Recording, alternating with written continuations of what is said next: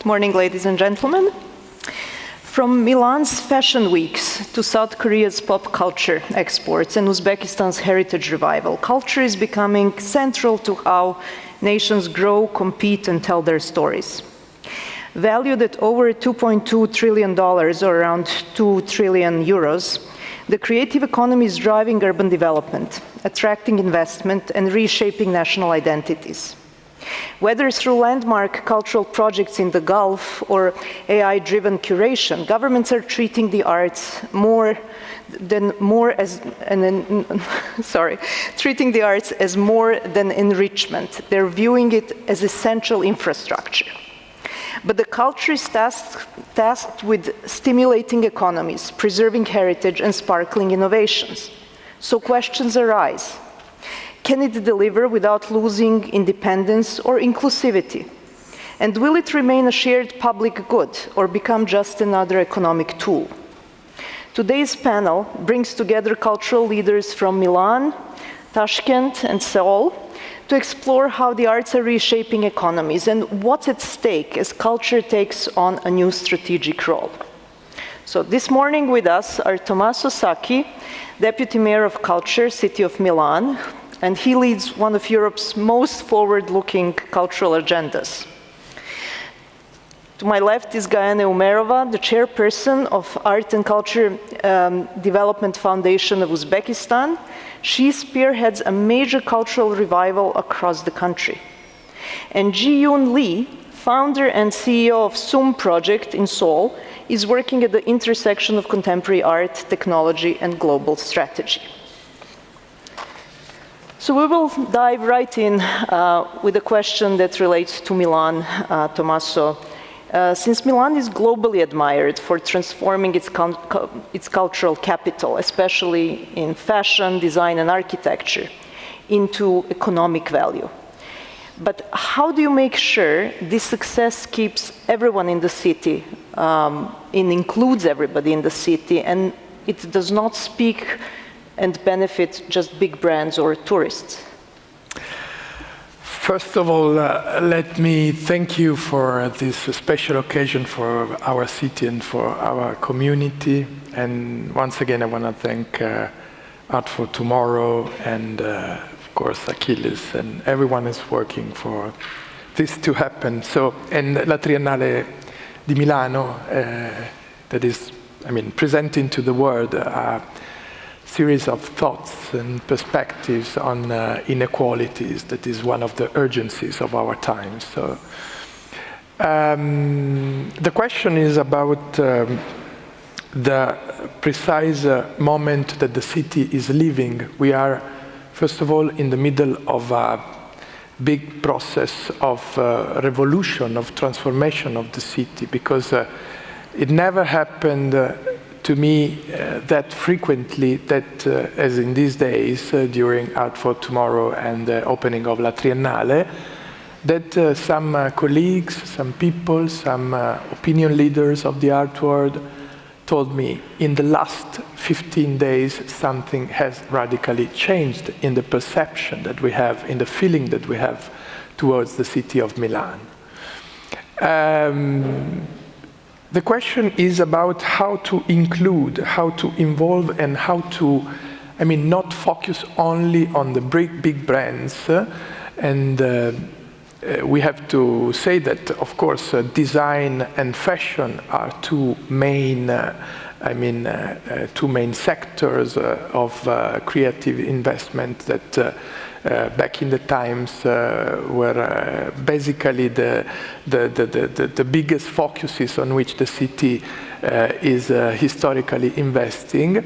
But during this process of revolution and different perspective and different lens through which we all see Milano, there are many other sectors and many other areas of the populations that are involved in this big promotion of our community and of our city.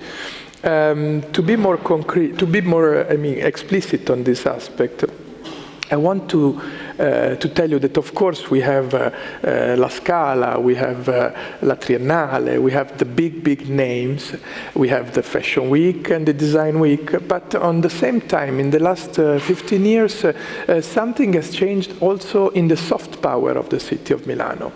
There are places that I will invite you to visit, like La Fabbrica del Vapore or Base Milano, that is, English people say base, but it is base in Italian. And they are places and they are venues and institutions that come from an industrial archaeology, I would say. So places that are in the middle of the city, in the center of the city, but that were very representative of the old idea of a very productive Milano. In Fabbrica del Vapore, it was the place where Milano was producing its trams, so means of transportations.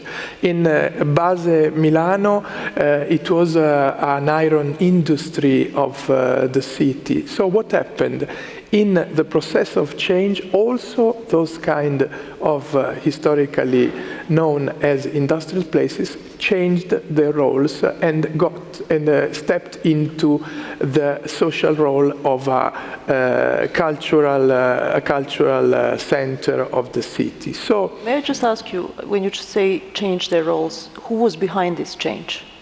Behind the change is the responsibility of the change is more or less based on the partnership between the private and public sector. This is one of the most important ingredients of the recipe that brought Milano to this level. And we have to be very sincere on this, and we have to state this, because it is important for us to stress a little bit this aspect of our times in Milano. So the private, the people who belong to an entrepreneurship, cultural entrepreneurship of the city, found a common path, a common dialogue with the public institution in order to reactivate places all around the city that were not meant to be places for social and cultural industries or social and cultural life of the city. So this is a recipe that is not perfect as all the recipes, because the time change, the COVID had a very relevant and negative role also in a city like Milan, as all over the world. So it is not the perfect recipe, but it is a recipe. So Milano decided to open its doors to the private with an idea, with a vision on the city, and make a solidarity partnership with those people who had something to give back to the society and to the city. So this is one of the main aspects to make Milano more attractive, not the only one. On the other hand, we have a second layer that is made of public policies to open up the culture to all the levels of the population. So we made, for instance, at the beginning of my political term on culture, I come from an experience as a deputy mayor for culture in Florence, where we met, basically. Now I work and live for my city, for my community, for Milano. And what I did with my team as one of the first steps I move in the direction of opening culture to everyone was to make, for instance, a card that give the access for 15 euros per year to all the civic museum of the city of Milano, to everyone who wants to buy this card. So to intend that culture... Even the non-residents of Milano? Even the non-residents. This is for everyone. If you want to buy and you want to try, we're more than happy to sell you cards for the museum. Grazie. So this is a way to promote and to bring it to a better accessibility. Civic museums of Milan, they keep and they have to take care of masterpieces like Leonardo da Vinci and Michelangelo, if we think about the Castello.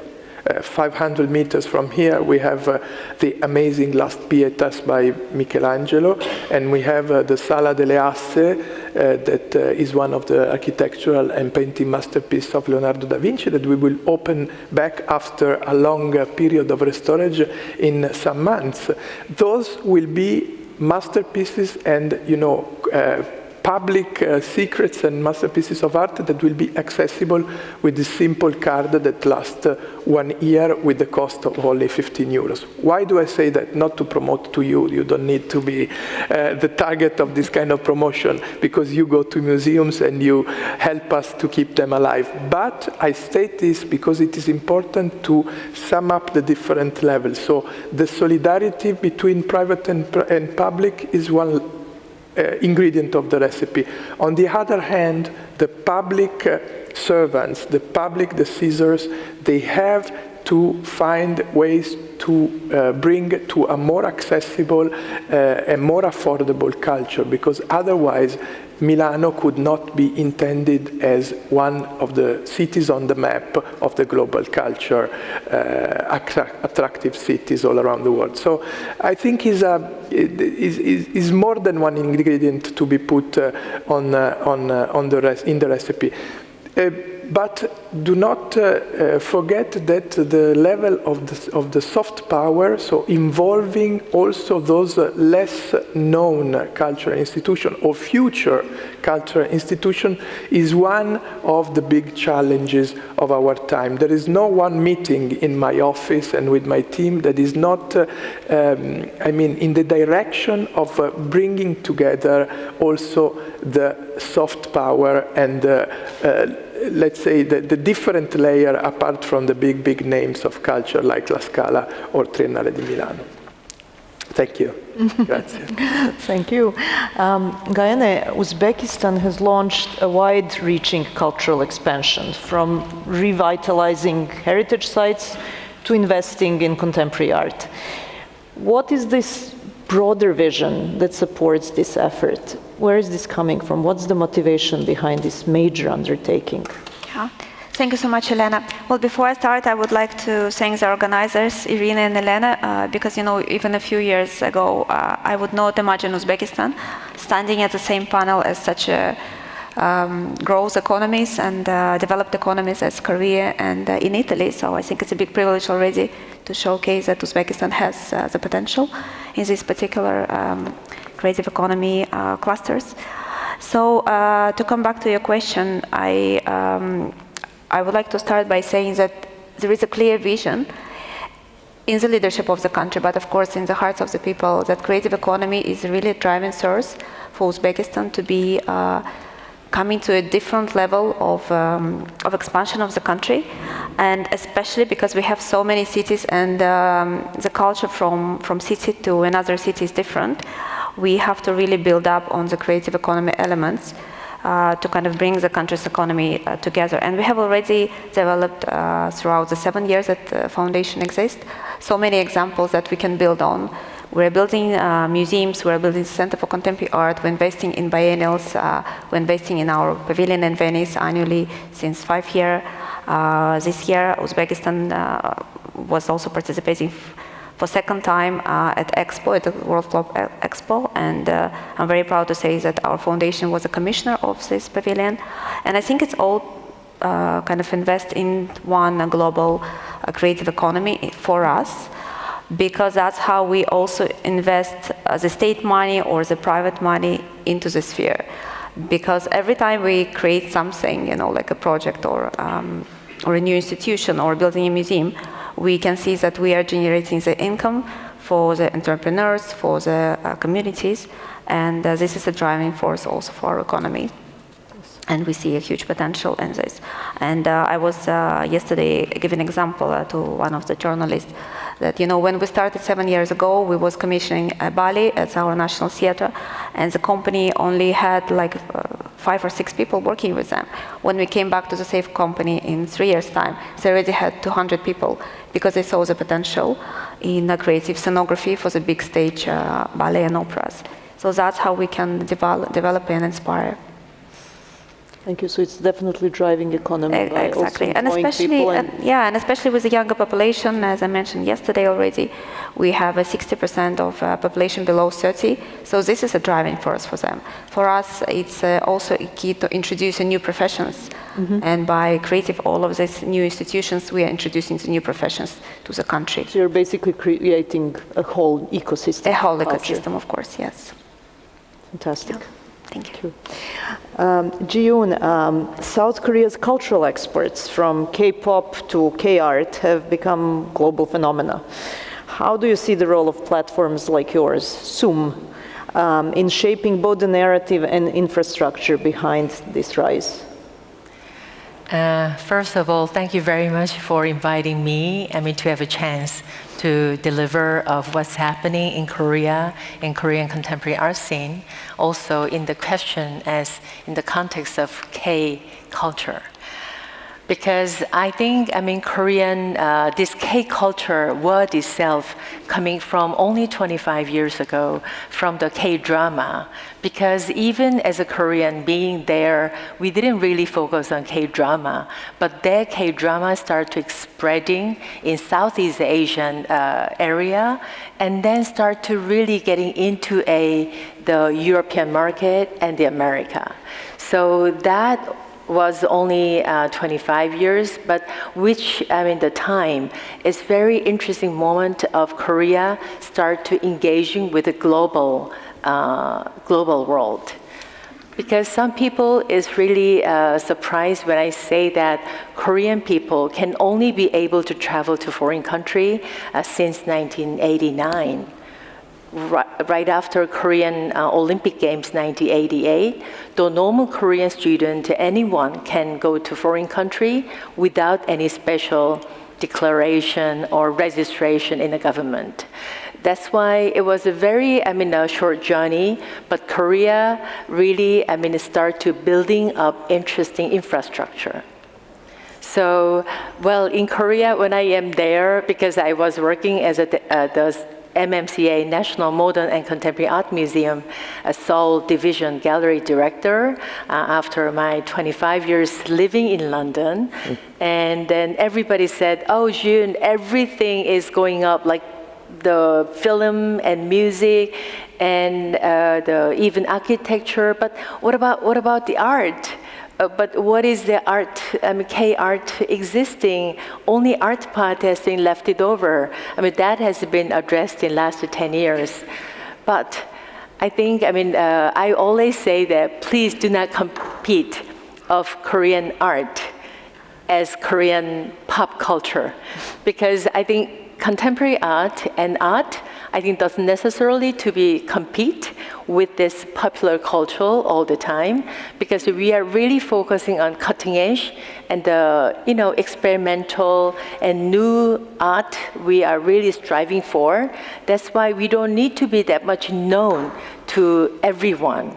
That's why, first thing I always say that let's not compete with Korean art with the K, film and drama and BTS and Blackpink, such as all these wonderful global phenomena.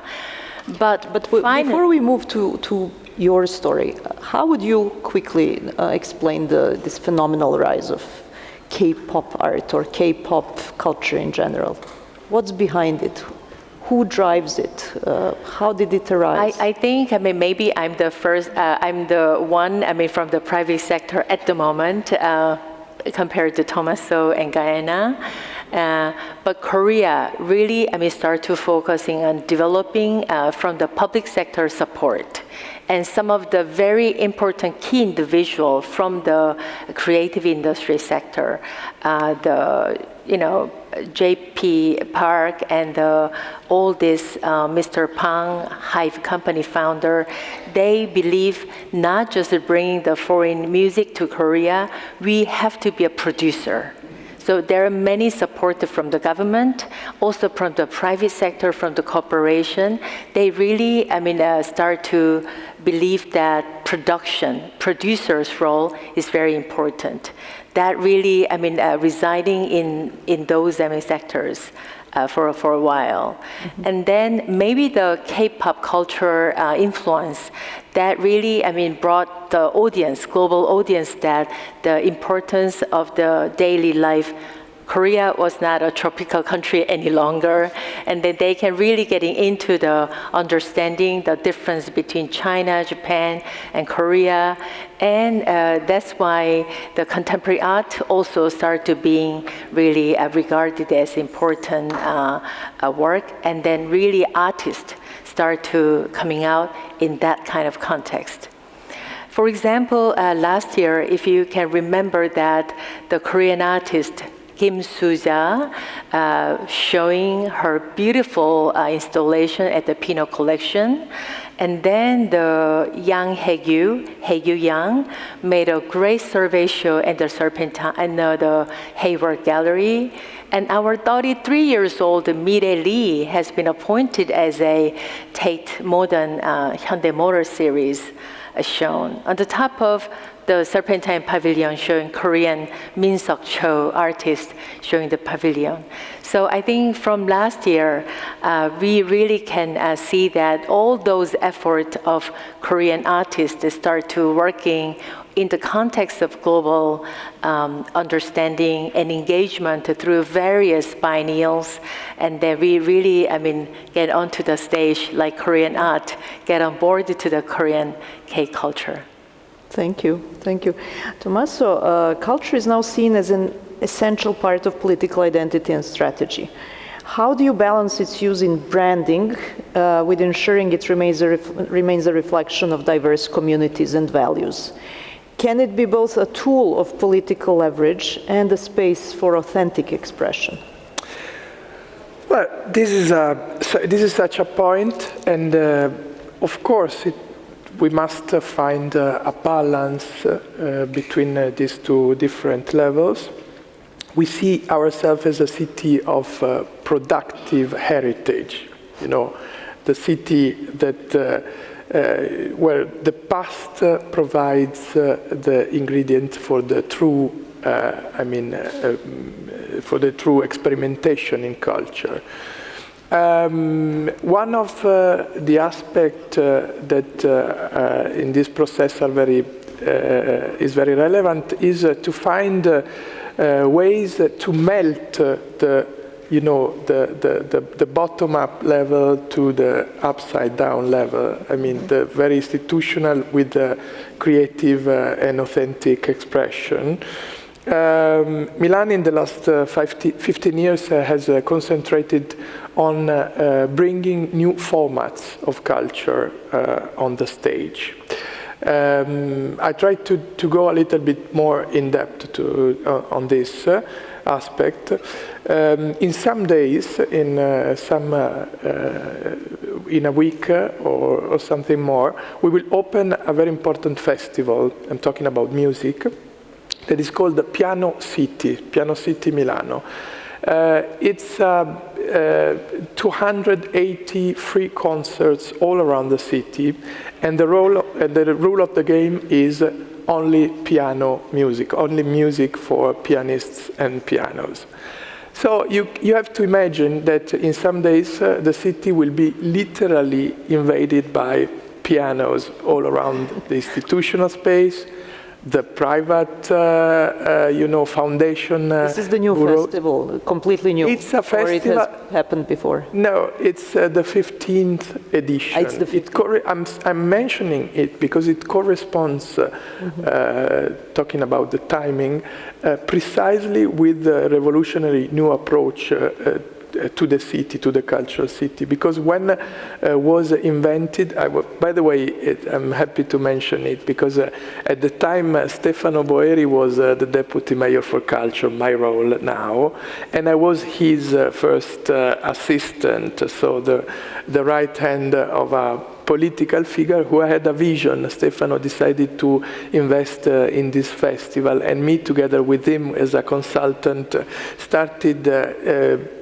trying to figure out how to bring those huge amount of concerts open to young generations, to new pianists.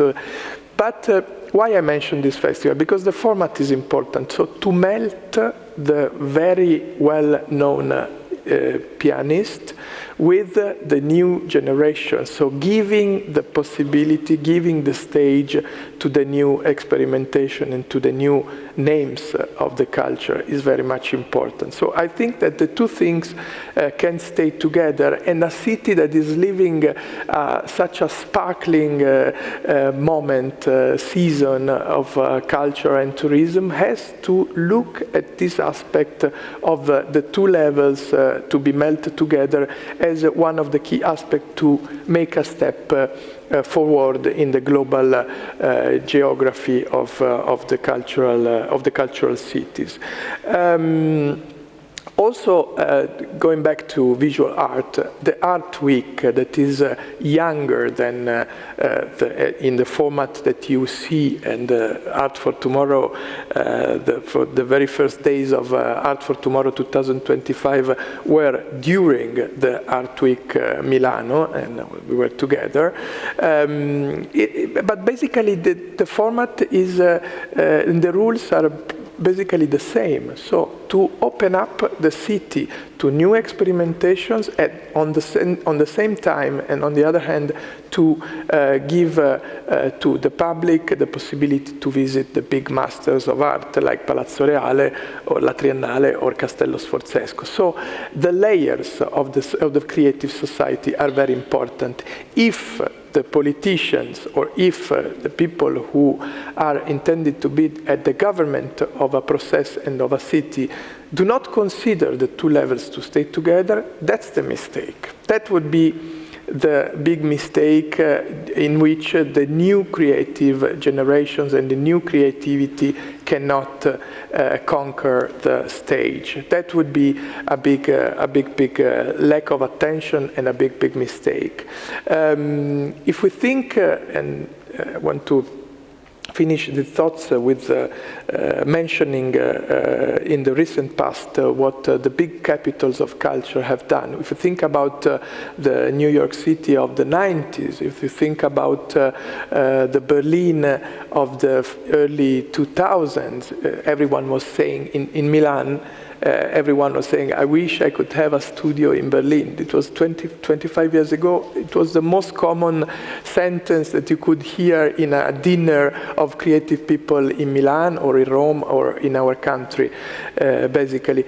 Now Milan is part of this process, not because Berlin is not more fashionable or whatever, but Milan is now in the geography I was mentioning, also because melted together the different layers of the creative society. Is not the only aspect, but if we think of what I was saying, the big well-known cities of the creative maps of the last 20 years have done, it was precisely this.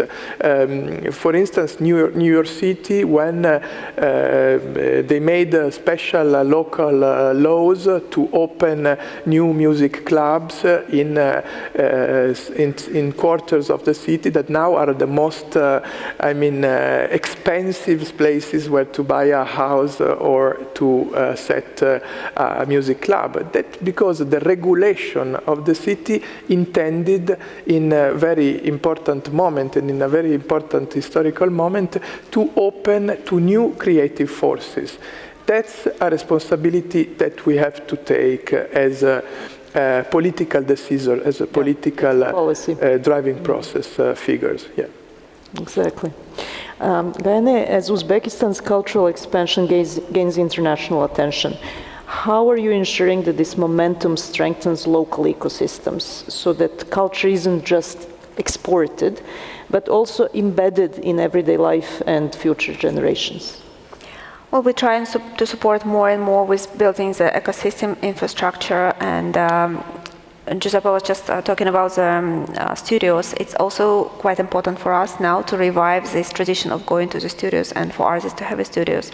And just recently, last year, we launched art residencies in Tashkent, which really allows the artists to travel from around the world to Uzbekistan, but of course from Uzbekistan, from other cities also to come and stay and work. And we equipped these residences with all the technologies, with all the materials, which will allow the artists, to work there, to really concentrate on the art production. We're doing the same project now in Samarkand as well, launching, and hopefully also will be launching in Nukus, in Autonomous Republic of Uzbekistan, Kyrgyzstan. We'll also have a great museum of Savitsky, and it's a great collection of Russian avant-garde, and the artists come there especially to be inspired of this collection. So it would be great also to have the residencies there. I actually have a clicker to show you some of the slides, but I was not trained to do it, where do I? Let me do it. Yeah, thank you. Where do I press? Yep. So you see this is a shrinked city of Aral, where it used to be a beautiful sea. Now you can see the ships that are there, but water is no longer there. So close to this space, we are now creating the art residences, also the library for the kids, and the art studios for artists also to be inspired and to come from all around the world, but also from the other regions from Uzbekistan. And this is also a great picture of Ian Boller depicting the kind of the new hope in the region, Madonna and a baby. And I found this really fascinating picture just to show the hope of the region, despite all the catastrophe happened a few years ago. And the next slide. So this is the picture from Bukhara. We just yesterday discussed the Bukhara Biennial, which is upcoming this year. At the same time, we will be opening Center for Contemporary Art. I think it's the next picture. No, this is actually Tadao Ando Museum that we are building with a renowned Japanese architect. We've been working on this project for quite some time. It's also a great drive for creative economy in the city of Tashkent. And it also allows us to support the artists, the younger generation, and the architects as well, because along with Tadao Ando, the local architects are also working to make sure that the architecture really applies to the city of Tashkent, and also the ecosystem around it. And the next slide. I think that's your. I think that was the first. If you go just further before, there was the first slide. So this is the Center for Contemporary Art. The architects are Studio Kao from Paris, and we will be opening this center this September with a beautiful exhibition by artistic director Sarah Reza, who just was transmitted from Guggenheim, New York, to work in Uzbekistan on this new beautiful project. And I think that's also a great source of inspiration, but also for our younger generation, but also it empowers our younger generation to create, in such a beautiful spaces, and to be also feeling in line with the rest of the world. Can I just ask you a quick question? What role does technology play in your projects? Technology, I think it plays one of the key roles as an algorithm, as we all know, was created in Uzbekistan by the renowned scholar polymath Al-Khwarizmi, coming from the region of Khwarezm. You are to be blamed. So we feel like, yes, we are the one to invent it, and we are the one to bring it to the world. But actually, I was really captivated by the library in Sharjah that was built by Norman Foster not so long ago, and he was inspired by the House of Wisdom of Al-Khwarizmi, and in fact it's just called the House of Wisdom. So when I saw this building, I was really inspired and felt privileged, to share our culture across. It's a wonderful illustration of how you're merging history with future. Thank you. Thank you. As we're sort of running out of time, I would like to hand this over to Jiyoon, because it would be wonderful to see some of the projects that SUM, your institution, has done. And also, if you can also comment a little bit also about technology. Which role does it play in your projects?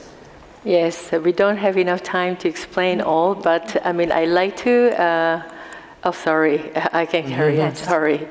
So, this is not my SUM project, has been initiated, but once I can come back to Korea, when I was in charge of National Modern and Contemporary Art Museum, I think the public sector, because National Museum 100% financed from the government.